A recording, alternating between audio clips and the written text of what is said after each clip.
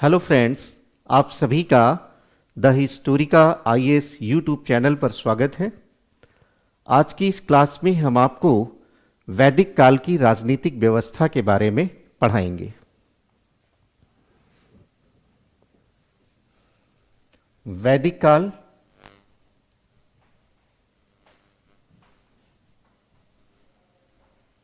राजनीतिक व्यवस्था।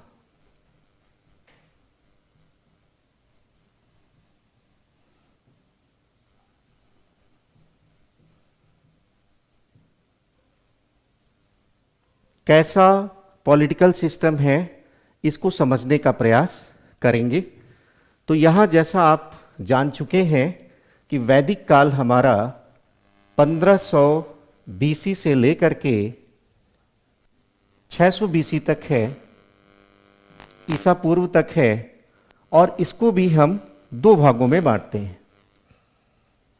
1500 से लेकर के 1000 बीसी, जिसको हम ऋग वैदिक पीरियड कहते हैं, और 1000 से लेकर के 600 बीसी, जिसको हम लेटर वैदिक पीरियड कहते हैं। तो यहाँ देखेंगे कि किस प्रकार का पॉलिटिकल सिस्टम है, इसको समझने का प्रयास करेंगे। जैसा आप जानते हैं कि जो हमारा ऋग वैदिक समाज है वो कबायली समाज है। अभी यहाँ का जो मनुष्य है वो खाना बदोश जीवन जीता है, यायावरी जीवन जीता है, घुमंतु प्रकार का जीवन है। तो कोई अभी स्ट्रक्चर इनका बन नहीं पाया है, कोई पॉलिटिकल स्ट्रक्चर इनका अभी नहीं है। कैसा स्ट्रक्चर है, इसको समझने की कोशिश करते हैं हम लोग। जैसा आप जानते हैं कि ऋग वैदिक काल का जो समाज है वो पितृसत्तात्मक है। पैट्रियार्कल सोसाइटी है। इसका अर्थ क्या है कि जो पुत्र है पिता के बाद वो हेड ऑफ द फैमिली होगा। और इस सिस्टम में आपने देखा कैसे एक परिवार बनता है, परिवार के बाद कई परिवार मिल करके एक कुल का निर्माण करते हैं, कई कुल मिल करके एक ग्राम का निर्माण करते हैं, जिसको हम गोत्र के नाम से भी जानते हैं। कई ग्राम मिल करके विष का निर्माण करते हैं, ये भी एक राजनीतिक इकाई है। तो विष के बाद जन का निर्माण होता है। जन का मतलब है एक पूरा का पूरा कबीला।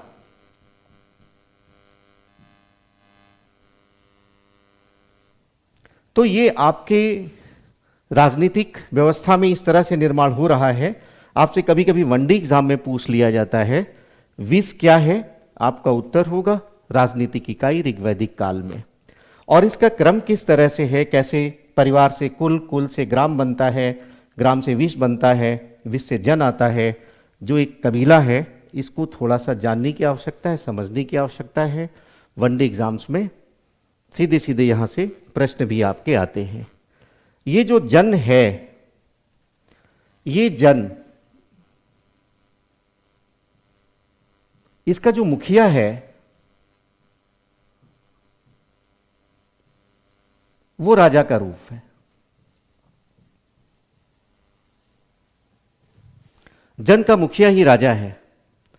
और इस तरह से राजनीतिक व्यवस्था में आप देखेंगे कि जो कबीलाई सिस्टम है उसी का प्रभाव आप देखेंगे पॉलिटिकल सिस्टम में ऋग वैदिक काल में।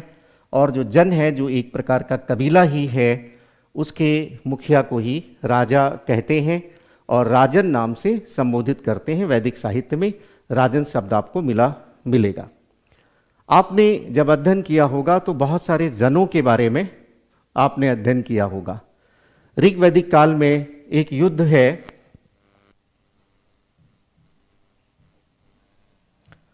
दासराज युद्ध, और इसमें आपने पढ़ा होगा किस तरह से जो भरत कबीला है उसका एक युद्ध होता है 10 राजाओं के साथ में, जिसमें 5 आर्य हैं और 5 अनार्य हैं।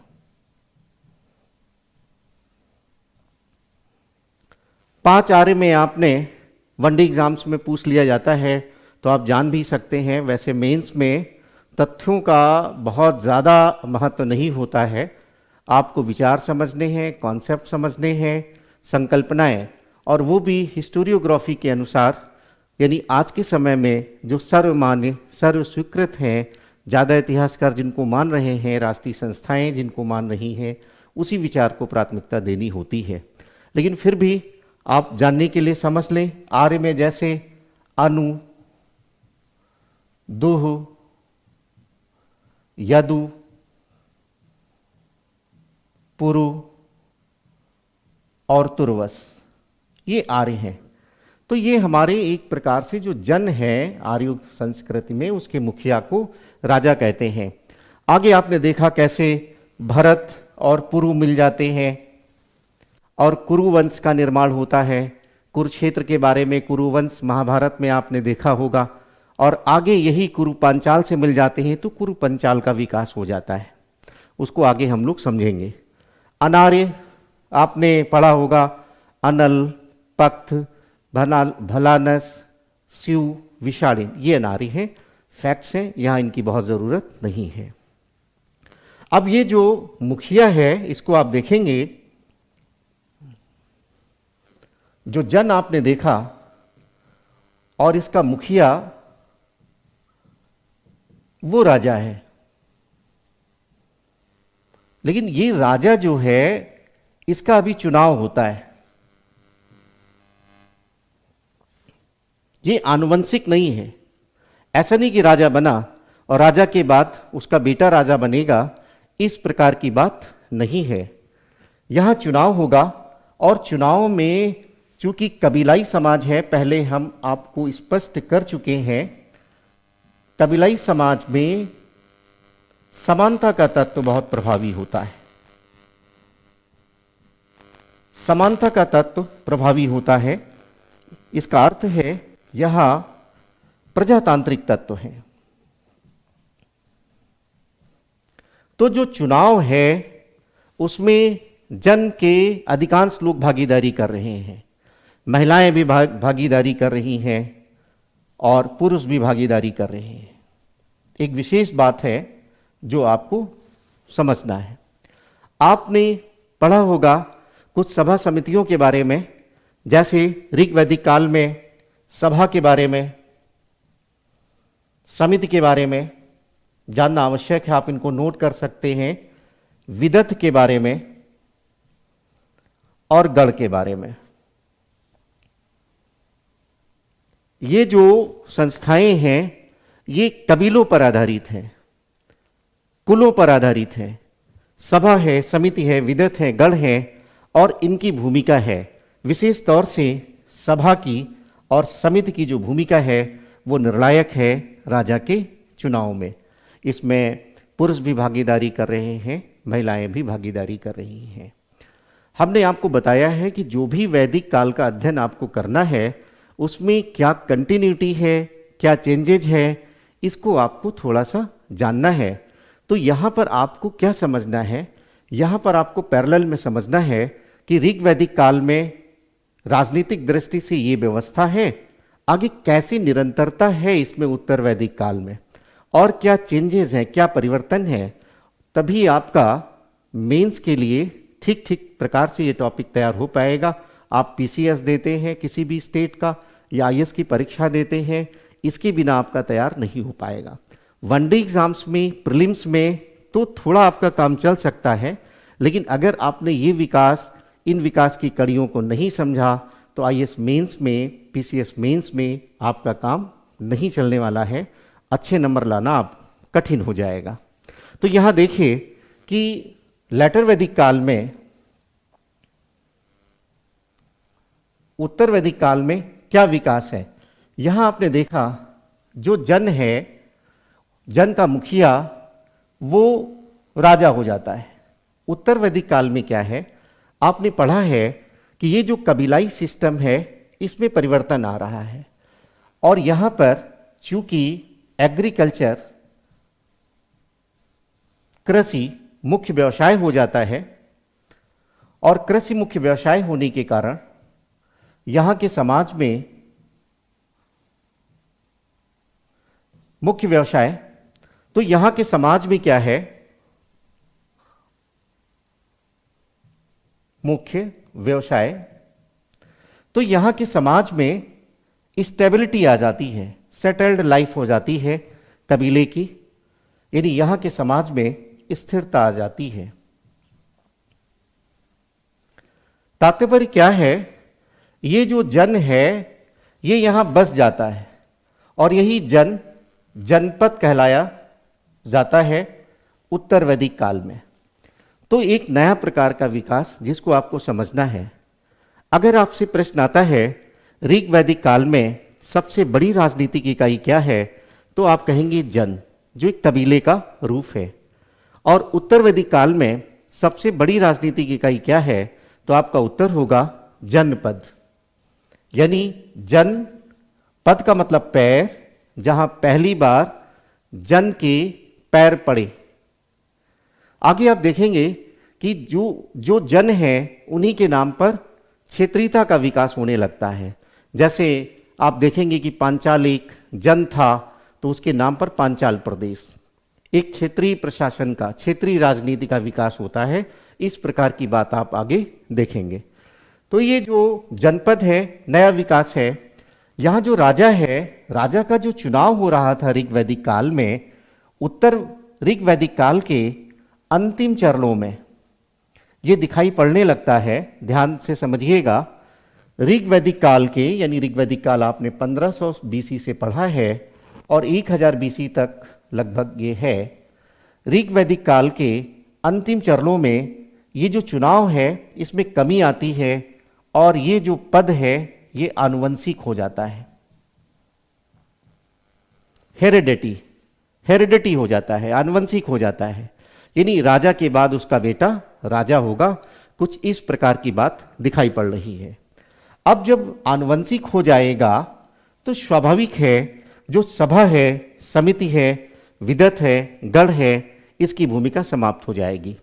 विदत और गढ़ की भूमिका नेग्लिजिबल हो जाता है, नगण्य हो जाता है उत्तर वैदिक काल में, और जो सभा और समिति की भूमिका है ये कमजोर हो जाती है।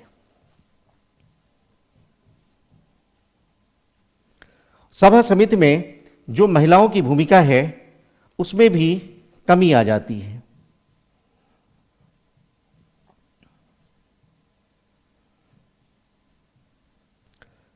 महिलाओं की भूमिका भी कमजोर हो जाती है, ये बात समझना है।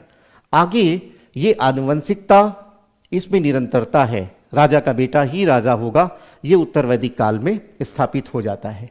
यहां पर आप देखेंगे ये जो राजा है, जब ये आनुवंशिक हो जाता है तो बहुत सारे कर्मकांड यहां से जुड़ जाते हैं। यानी जो आप वैदिक काल की राजनीतिक व्यवस्था का अध्ययन कर रहे हैं, इसमें इसका कर्मकांडी स्वरूप भी है। बहुत सारे रिचुअल्स, बहुत सारे यज्ञ वगैरह यहाँ जुड़ जाते हैं। आपने पढ़ा होगा कि किस तरह से जब राज्यारोहण होता है तो राजसूय यज्ञ होता है, और राजसूय यज्ञ के समय में जो पुरोहित इसका यज्ञ संपादन करता है, सतपथ ब्राह्मण में उल्लेख है कि 2,40,000 गायें उसको दक्षिणा में दी जा रही है। तमाम धन धान्य अन्य प्रकार के जो भौतिक संसाधन हैं वो सब दान दिया जा रहा है। इसके अलावा बड़े पैमाने पर गायें दी जा रही हैं। तो इस तरह की बात यहाँ पर दिखाई पड़ेगा। राजा का इसलिए महत्व बढ़ता जा रहा है क्योंकि अब स्थायित्व आ गया है। जनपद यानी जन यहाँ बस चुका है, भूमि का महत्व बढ़ रहा है। एग्रीकल्चर हो जाने से जो मुख्य संपत्ति है वो भूमि हो जाती है। ऋग वैदिक काल की इकोनॉमी में हमने आपको पढ़ाया है कैसे यहाँ पशु मुख्य संपत्ति है, यहाँ भूमि मुख्य संपत्ति है। तो आगे भूमि को लेकर के ही सारे विकास जुड़े हुए होंगे। कैसे जनपद से महाजनपद बनता है, राज्य आता है, साम्राज्य आता है। जैसे जैसे भूमि का आकार बढ़ता जाता है इस प्रकार की राजनीतिक टर्मिनोलॉजी, शब्दावलियाँ आपको दिखाई पड़ेंगी। उस विकास को हम अलग से क्लास में देखेंगे। तो यहाँ पर राजसूय यज्ञ हो जाता है, वाजपेयी यज्ञ हो जाता है। अब वाजपेयी यज्ञ में क्या है कि घुड़दौड़ होता है, उसमें राजा को जो कबीले के अन्य अधिकारी हैं, प्रशासनिक अधिकारी हैं राज्य के, उनसे आगे निकलता हुआ दिखाई पड़ता है राजा। यानी ये दिखाया जाता है कि राजा में कुछ विशेष प्रकार की शक्तियां हैं, कुछ दैवी शक्तियां हैं, इस प्रकार की बातें यहां होने लगती हैं। तो ये विकास आपने देखा। आगे आप देखिए, ऋग्वैदिक काल में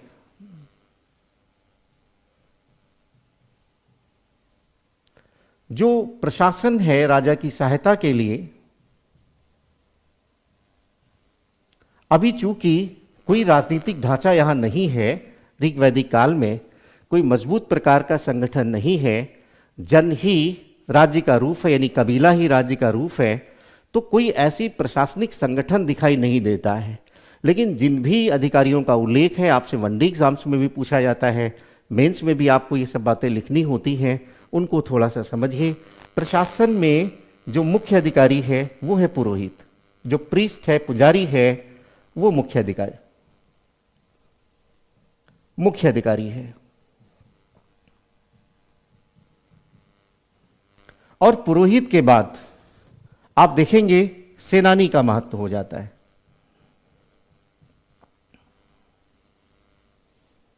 इसके बाद आपको जो चारागाह का अधिपति है, व्राजपति का उल्लेख मिलता है,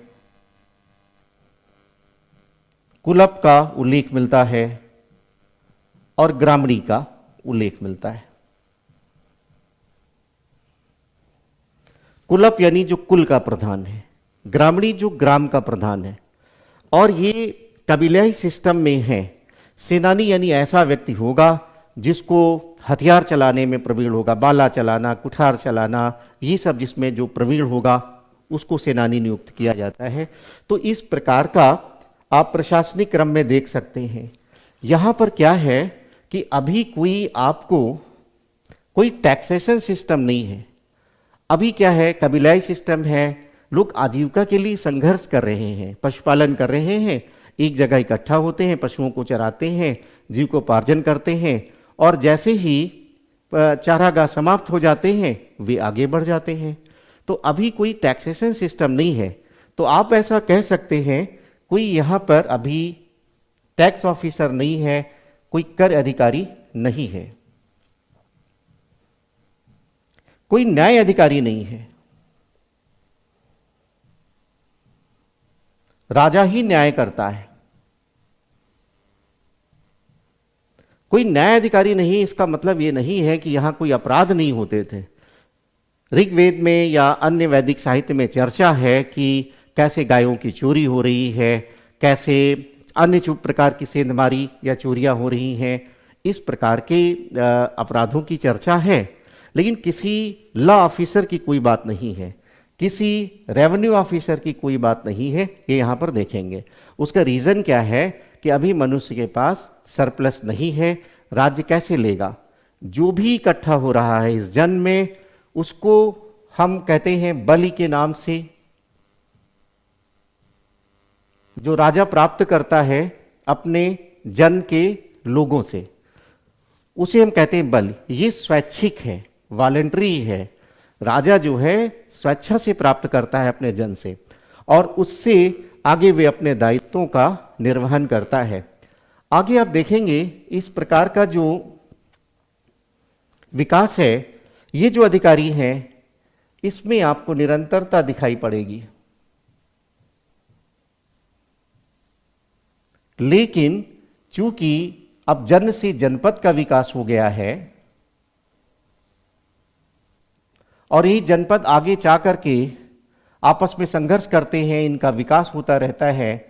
और 600 BC में आप देखेंगे किस प्रकार से महाजनपद आते हैं, जिनका अलग से आपको अध्ययन करना है 16 महाजनपदों के बारे में। तो ये जो अधिकारी हैं, इनका विकास होता है। राजा की सहायता के लिए 12 अधिकारियों का उल्लेख है शतपथ ब्राह्मण में, और इन्हें एक विशेष नाम दिया गया है रत्निन। इन्हें एक विशेष नाम दिया गया है रत्निन। ये 12 अधिकारी, इनमें से जो खास खास अधिकारी हैं उनकी चर्चा हम कर रहे हैं। जैसे आपने देखा कि पुरोहित है, थोड़ा सा स्वरूप बदलता है और यहाँ सेनानी को बहुत महत्व दिया जाता है। जो और यहाँ पर अधिकारी हैं उसमें पुरोहित है,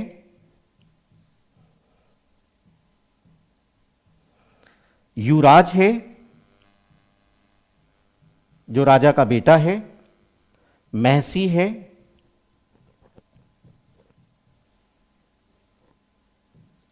आगे आप देखेंगे लेटर वैदिक काल में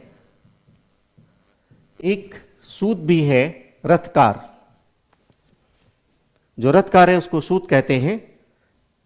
ग्रामणी का उल्लेख है, छता का उल्लेख है।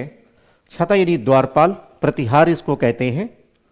इसके बाद यहां पर चूंकि एग्रीकल्चर हो रहा है तो पहली बार कर संग्रह करने के अधिकारी का उल्लेख है लेटर वैदिक काल में। ये आपको समझ के रखना है। जो कर संग्रह अधिकारी है उसको भागदूत कहते हैं। बहुत पूछा जाता है, ये कर अधिकारी है। और जो इन सब का संग्रह करता है उसको संग्रहित कहते हैं। अन्य जो ये कोषाध्यक्ष है संग्रहित, तो ये दोनों जो अधिकारी हैं ये रेवेन्यू सिस्टम के विकास को दर्शाता है। अब राजा के पास में जो लोगों के पास अधिशेष है उसको लोग कलेक्ट कर रहे हैं अधिकारी गण, और उससे जो प्रशासनिक व्यवस्था के खर्चे हैं उसको मैनेज कर रहे हैं। आगे आप देखेंगे इसी का महाजनपद काल में विकास, और जब पूरा का पूरा रेवेन्यू सिस्टम राजस्व व्यवस्था अच्छी हो जाती है तो आगे देखेंगे नियमित सेना, नियमित प्रशासन आप मौर्य पूर्व काल में, और इसका बहुत ज़्यादा विकास मौर्य काल में, इसको आगे आप समझेंगे। इसके बाद जैसे अचवाफ है, ये द्रुत कीड़ा में राजा का सहयोगी है।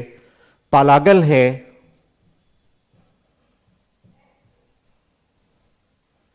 और गोवी करता है जो जंगल का अधिकारी है। तो ये आपके 12 अधिकारी हैं जिनको आपने देखा कि यहाँ से सेनानी हैं, पुरोहित हैं, युवराज हैं, महसी हैं, सूत हैं, ग्रामणी हैं। तो वो जो 12 अधिकारी हो ये 12 रत्नीन आपके हुए। तो इस प्रकार से प्रशासनिक व्यवस्था को आप देख सकते हैं कि ऋग वैदिक काल में कैसा है और उत्तर वैदिक काल में कैसी व्यवस्था है, इसको आप देख सकते हैं। थोड़ा सा समझने की आवश्यकता है। यहाँ पर जो ऋग वैदिक काल है इसका जो जन का मुखिया है राजा है, जो जन का मुखिया है, और यही आगे जनपद का मुखिया हो जाता है।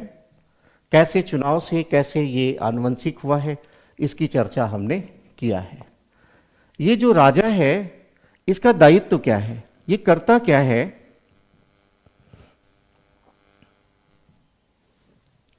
तो ये राजा जो जन है, कबीला है, उसकी रक्षा करता है। सबसे मुख्य दायित्व क्या है? राज्य की जो अवधारणा है, जो कबीला है, जो लोग हैं, उनकी रक्षा करने की आवश्यकता महसूस हुई। रक्षा करने के लिए एक व्यक्ति की नियुक्ति हुई, और इसीलिए जो रक्षा करने का दायित्व है, रक्षक है, इसे एक विशेष शब्द दिया जाता है गोप्ता। वनडे एग्जाम से पूछा जाता है गोप्ता क्या है, किसे कहा जाता है? जन के मुखिया को। और किस लिए कहा जाता है? वो जन का रक्षक होने के कारण। और ये क्या करता है? ये पशुओं की रक्षा करता है।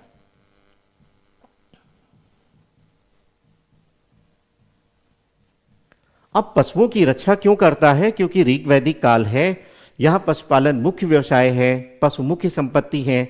तो जो संपत्ति है उसकी रक्षा करना ये राजा का कर्तव्य होगा, और इसीलिए जो ग्राम की समस्त गायें हैं उनकी रक्षा का विशेष प्रबंध करता है, क्योंकि वो मुख्य संपत्ति हैं। राजा का ये दायित्व हो जाता है।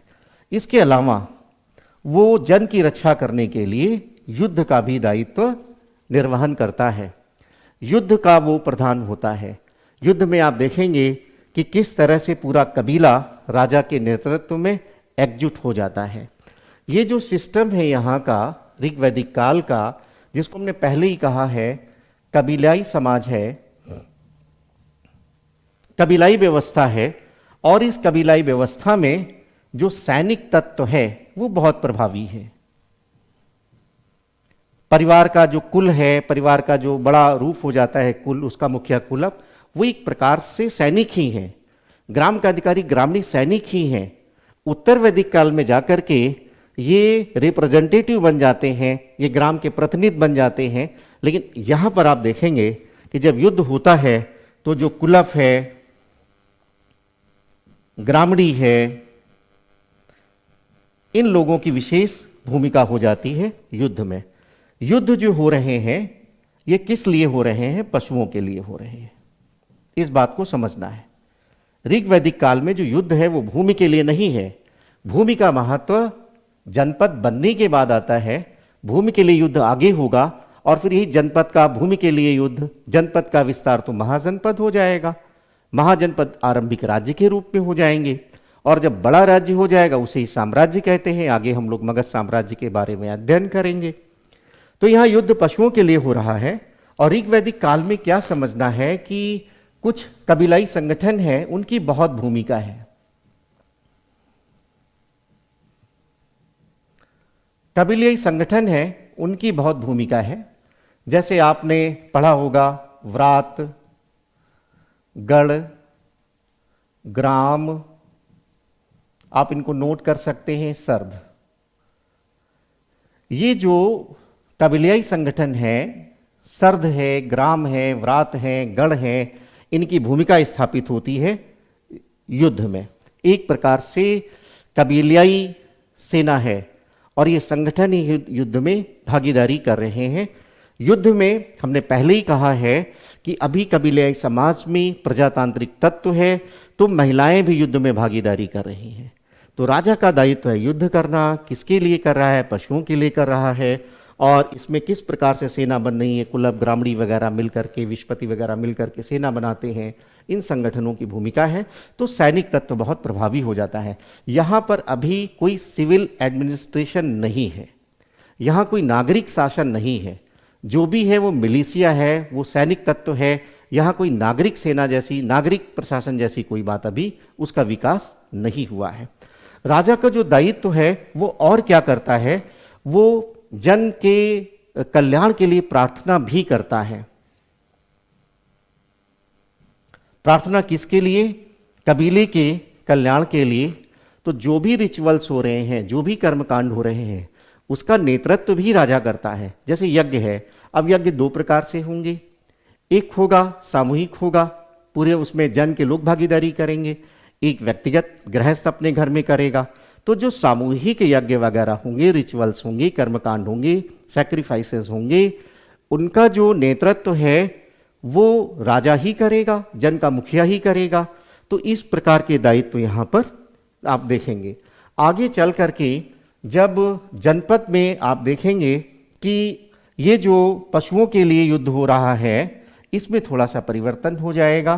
तो युद्ध जो है वो अब भूमि के लिए, भूमि का महत्व बढ़ रहा है। भूमि संपत्ति की अवधारणा यहाँ पर आ चुकी है। एक बहुत बड़ा विकास यहाँ पर है कि भूमि अब संपत्ति के रूप में, जिसके पास पहले क्या था? जिसके पास जितने ज़्यादा पशु उतना बड़ा आदमी। अब क्या हो गया?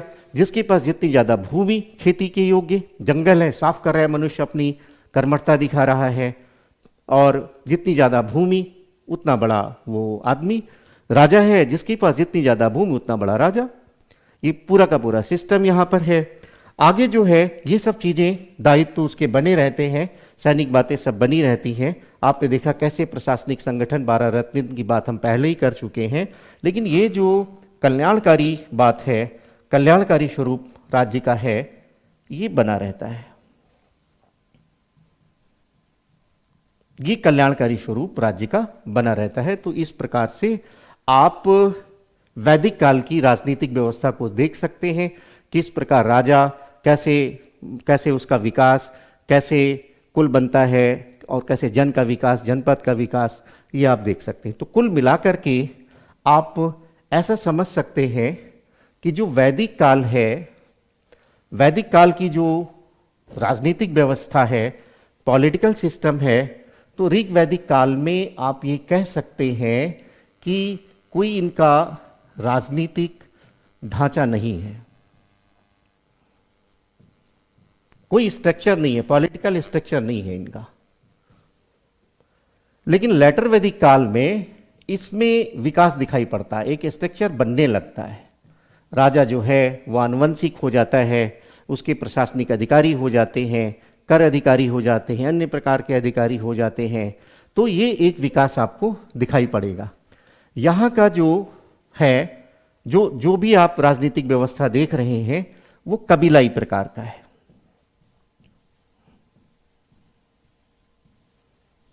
कबीलाई स्वरूप यहां पर आपको दिखाई पड़ेगा।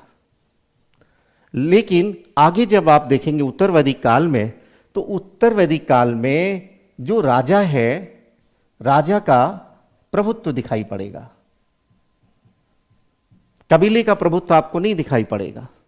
जो सहभागिता है लोगों की, उसमें गिरावट, कुछ खास लोगों की विशेष भूमिका, सभा में जो सोसाइटी के नोबल पर्सन है, जो संभ्रांत लोग हैं उनकी भूमिका, जो ब्राह्मण वर्ग के लोग हैं उनकी भूमिका, इस प्रकार की बात। महिलाओं की भूमिका में गिरावट, निम्न वर्ण जो बन रहे हैं उनमें जो निम्न वर्ण है उनकी भूमिका में गिरावट, कुछ इस प्रकार की बात आपको यहाँ दिखनी शुरू हो जाएगी।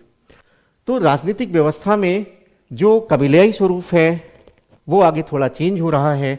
यहाँ पर कोई नागरिक प्रशासन नहीं है, नागरिक शासन की जैसी कोई बात नहीं है, इसको आप काट सकते हैं। लेकिन आगे जब देखेंगे तो यहां पर विकास शुरू हो जाता। आपने देखा कई प्रकार के अधिकारी हैं जो लोगों के कल्याण से जुड़े हुए हैं। आगे जो 12 अधिकारी हैं इनका उल्लेख हो जाता है कि लोगों के कल्याण के लिए, राजा की सहायता के लिए। राज निर्माता तो वो है ही, राजा की सहायता के लिए भी है ही, लेकिन राजा के आदेश पर लोक कल्याण का उनका उद्देश्य रहता है। तो ये आप देख सकते हैं यहाँ पर, यहाँ की राजनीतिक व्यवस्था में कोई क्षेत्रीय प्रशासन जैसी कोई बात नहीं है।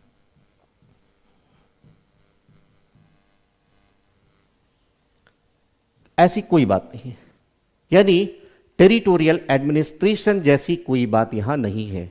लेकिन आगे आप देखेंगे तो आप उत्तर वैदिक काल में आप इसका विकास देखेंगे। जैसे मैंने पहले भी उल्लेख किया है कि जो जन हैं जब वो बस जाते हैं तो वो जो जहाँ पर बसे हैं उसका नामकरण ही उसी जन के नाम पर हो जाता है। जैसे पांचाल का उदाहरण अभी हमने लिया है। तो ये क्षेत्रीय शासन की जो है बात है यहाँ नहीं है, आगे विकास दिखाई पड़ेगा। इस तरह से आप पहचान करने की कोशिश करेंगे कि ऋग्वैदिक काल में किस प्रकार का विकास है और उसमें कैसे कंटिन्यूटी है, कैसे चेंजेस हैं, उनको समझना होगा और तभी आप बहुत अच्छा कर पाते हैं एग्जाम्स में। आगे आप इसको देखें कि किस तरह से राजनीतिक व्यवस्था में देखा कि राजा जब चुना जाता है तो बहुत सारे कर्मकांड होते हैं। यानी राजनीतिक व्यवस्था में आप देखेंगे इसका कर्मकांडी स्वरूप है। राजा सामूहिक यज्ञ का नेतृत्व करता है, एक साथ भोजन करता है और आगे जब देखेंगे कि आगे के समय में कर्मकांड में बढ़ोतरी होती है। धर्म की क्लास में विस्तार से हमने आपको बताया है, यहाँ भी मैंने उल्लेख किया है किस तरह से राजसूय यज्ञ हो रहे हैं, तमाम प्रकार के यज्ञ, वाजपेयी यज्ञ हो रहे हैं। तो ये जो कर्मकांडी स्वरूप है इसमें विकास चलता है। ये सब निरंतर बने हुए हैं, इनमें आपको विकास दिखाई पड़ेगा। आगे आप देखें कि कैसे जो सैनिक तत्व है राजनीतिक व्यवस्था का, उसमें लगातार विकास चल रहा है। ज़्यादा से ज़्यादा लोग सेना में भर्ती हो रहे हैं और आगे के विकास में आप देखेंगे जब टैक्सेशन सिस्टम हो जाएगा राज्य का, कर अधिकारी यहाँ आपको दिखाई पड़ रहे हैं। भागदूत का मैंने उल्लेख किया है, संग्रहित्र का मैंने उल्लेख किया है। आगे के पूरे महाजनपद काल में देखेंगे ये बात बढ़ रही है। मौर्य काल में पूरा का पूरा एक राजस्व विभाग हो जाता है और बड़ी पैमाने पर नियमित सेना का विकास हो जाता है। तो इस प्रकार से जो सैनिक तत्व हैं वे बने रहते हैं। आगे जैसे राजनीतिक व्यवस्था में आपने देखा कि किस प्रकार से लोक कल्याणकारी स्वरूप है, किस तरह से लोक कल्याणकारी स्वरूप है और आगे इसका विकास, ये स्वरूप बना रहता है, ये स्वरूप बना रहता है, इसका विकास होता है। यद्यपि राजा आनुवंशिक हो जाने के कारण बहुत शक्तिशाली होता चला जा रहा है और उसका महत्व बढ़ता चला जा रहा है, वह एक प्रकार से निरंकुशता की ओर आगे बढ़ेगा। जो प्रजातांत्रिक तत्व है उसमें गिरावट आ रही है आगे के समय में, लेकिन फिर भी जो लोक कल्याणकारी स्वरूप है वो बना रहता है। आगे आप देखेंगे कि इस पूरे के पूरे राजनीतिक ढांचे में जो प्रजातांत्रिक तत्व है, आपने देखा बहुत महत्वपूर्ण है। ये सारे के सारे शब्द आपको ध्यान रखना है और अलग से जब हम आंसर फ्रेमिंग करेंगे, हर प्रश्नों को उठाएंगे, तो जैसे एक प्रश्न आता है कि किस प्रकार से ऋग वैदिक काल में प्रजातांत्रिक तत्व हैं, कैसे आगे विकास है, गिरावट है या विकास है, आपको जब ऐसे प्रश्न करने होते हैं तो ये पॉइंट बड़े महत्वपूर्ण हो जाएंगे आपके लिए। अब प्रजातांत्रिक तत्व है, राजा जो है आरंभ में क्या है, वो जन का मुखिया है। जैसे सामान्य जन का नागरिक, वैसे वह व्यक्ति वो उसमें से हेड हो जाता है। जैसे ग्राम सभा होती है और जो ग्राम पंचायत का जो अध्यक्ष होता है वह क्या होता है, आम जन जैसा ही है, बस उसका मुखिया हो जाता है। तो जन में भी ऐसा था, उसका चुनाव हो रहा है, उसमें महिलाओं की भी भागीदारी है, जन के सभी लोग उसमें हिस्सेदारी कर रहे हैं। लेकिन आगे ऐसा नहीं रह पाता, आगे वो आनुवंशिक हो जाता है, यानी जो डेमोक्रेटिक वैल्यूज़ है सोसाइटी के उसमें गिरावट। तो राजनीतिक व्यवस्था में भी ये आपको दिखाई पड़ रहा है, इसमें गिरावट। जो समानता का तत्व है उसमें गिरावट। तो आईएसपी 6 परीक्षा में आपको मेंस में अच्छे नंबर पाने के लिए इस प्रकार से पहचानना पड़ता है। पूरा आपने अध्ययन किया कि कैसा ऋग्वैदिक काल में कैसा विकास है, कैसा उसका स्वरूप है, आगे के काल में कैसे निरंतरता है, कैसे परिवर्तन है, तभी आपको अच्छे नंबर मिल पाते हैं। Thank you very much.